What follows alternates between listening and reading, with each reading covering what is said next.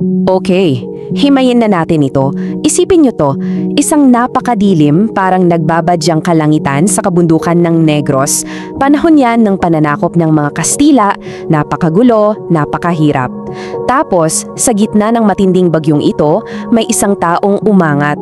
Pero hindi lang siya basta pinuno o rebelde para sa mga kababayan niya ha.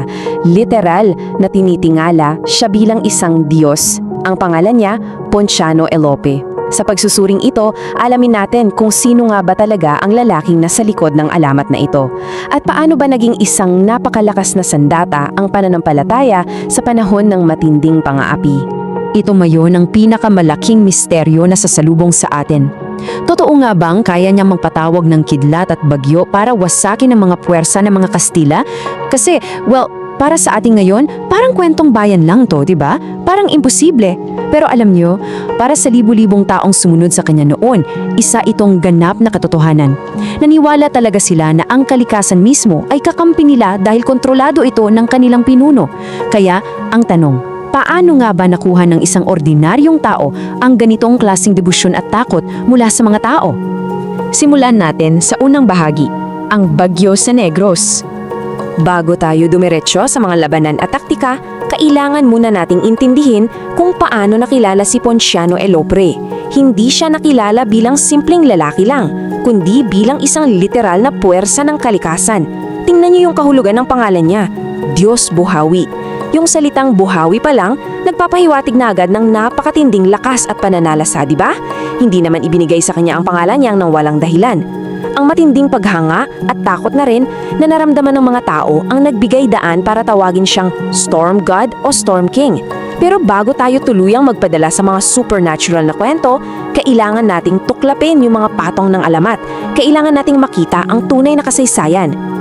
Dito tayo papasok sa ikalawang bahagi, ang pinagmulan ng kanyang kapangyarihan. Ngayon, ang talagang nakakawili sa mga detalyeng ito ay kung paano natin ibababa sa lupa ang alamat. Ibabangga natin ang kwento sa mga totoong nangyari sa kasaysayan. Makikita natin ang malinaw na ebolusyon ng buhay niya na naguugat sa malupit na pamamahala ng mga Kastila. Una, alam niyo ba na siya pala ay isang kabesa de barangay? Isa siyang lokal na pinuno na ginagamit ng mga Kastila para mangolekta ng buwis. Pero umabot sa punto na hindi na niya masikmura yung pang-aapi at pagpapahirap sa mga kababayan niya pagdating sa buwis. Kaya ang nangyari, napilitan siyang mamundok. At doon, sa kabundukan, doon na pumasok yung misteryo, ang pagkuha niya ng medalyon. So makikita natin dito ang kapangyarihan niya ay hindi talaga nagsimula sa mahika, kundi sa isang lehitimo at makatarungan reklamo laban sa korap na gobyerno. Ang pag-akyat niyang ito sa bundok ang siyang nagbukas ng pinto para sa tinatawag nating mga anting-anting. Ito yung mga tradisyonal na agimat natin dito sa Pilipinas. Naniniwala ang mga tagasunod ni Elope na ang mga medalyong nakuha niya sa kabundukan ang mismong nagbibigay sa kanya ng supernatural na lakas at proteksyon. Hindi lang siya basta naging matapang para sa kanila nagkaroon siya ng bertud. At alam nyo, ang paniniwalang ito ang mismong naging pandikit na nagkaisa sa buong hukbo niya. Ang pananampalataya nila na hindi sila matatalo at hindi sila tatablan ng bala, yan ang naging pinakamalakas nilang sandata. Ikatlong bahagi tayo, ang himala at ang kilusan. Dahil sa paniniwalang yun, grabe ang inilaki ng samahan. Hindi na lang ito pag-aaklas ng ilang tao, naging isang malawakang kilusan na ito. Bawat sundalo ni Diyos Buhawi may dalang hindi matitinag na pananampalataya na protektado sila mula sa mga bala ng mga Kastila. Pero paghambingin natin ang dalawang bagay na to.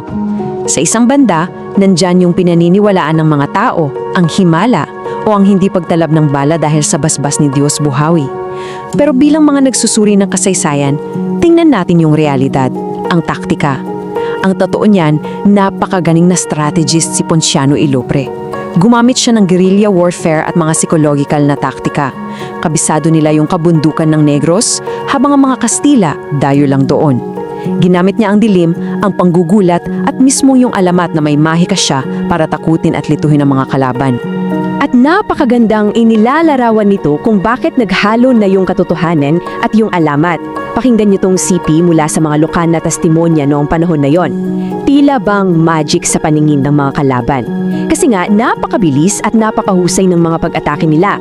Hindi na maintindihan ng mga sundalong Kastila kung paano sila natatalo ng mga Pilipinong sandata ay itak lang at sibat.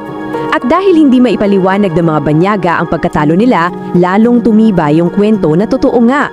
Gumagamit si Diyos Buhawi ng kidlat, bagyo at himala sa gitna ng labanan.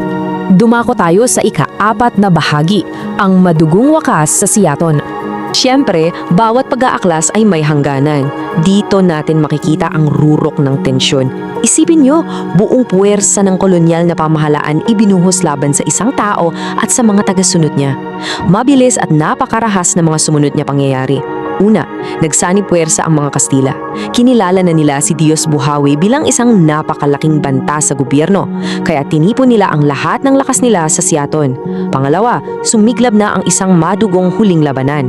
Wala nang atrasan to, puro tapang, puro patayan. At sa huli, bumagsak din si Diyos Buhawi, ang nag-iisang hari ng bagyo ng Negros na pabagsak ng mga Kastila. Pero, katulad ng maraming nating mga bayani sa mga kwentong bayan, may naiwan isang napakalaking katanungan. Namatay nga ba talaga siya o naglaho lang? Hanggang ngayon, alam nyo ba may mga bulong-bulungan pa rin dyan? Ayon sa mga usap-usapan, hindi daw talaga siya napatay ng mga kalaban. Simplang naglaho daw siya at ang espiritu niya ay patuloy na nagbabantay at nananahan sa mga kabundukan ng Negros. Nawala man ang pisikal na katawan niya, ang alamat niya, hindi namatay. At para sa ating huling bahagi, anting-anting o pusong Pilipino. Pagsasamahin natin ngayon ang dalawang pananaw na bumuo sa pagkatao ni Diyos Buhawi. Sa isang banda, nandyan ang paniniwala natin sa supernatural at sa kabilang banda, yung matinding pagmamahal sa kalayaan. Kaya, ang pinakamahalagang punto rito ay ang pag-unawa sa tunay na pinag-ugatan ng lahat ng ito. Ang tagumpay ba at lakas ni Diyos Buhawi ay nanggaling talaga sa anting-anting o sa isang nag-aalam na pusong Pilipino? Oo, maaaring gumamit sila ng agimat para magkaroon ng lakas ng loob. Pero kung tutuusin, ang tunay na kapangyarihan doon ay ang tapang ng mga ordinaryong Pilipino na pililing lumaban sa isang napakalakas na imperyo. Kayo, ano sa tingin nyo? Mag-iwan kayo ng komento kung mayroon din kayong mga lokal na kwento tungkol sa mga taong tulad ni Buhawi sa sarili ninyong probinsya. Kasi minsan, kapag iniisip natin ang ating kasaysayan, kailangan muna nating tingnan ng alamat para makita ang tunay na tapang ng nakaraan. Hanggang sa muli nating pagsusuri. Kung nagustuhan mo ang kwentong ito, huwag kalimutang i-like ang video, mag-subscribe at i-on ang notification bell para sa iba pang alamat at kwentong bayan. I-share mo rin ito para mas marami pang Pilipino ang makaalala ng kagandahan ng ating mga kwento.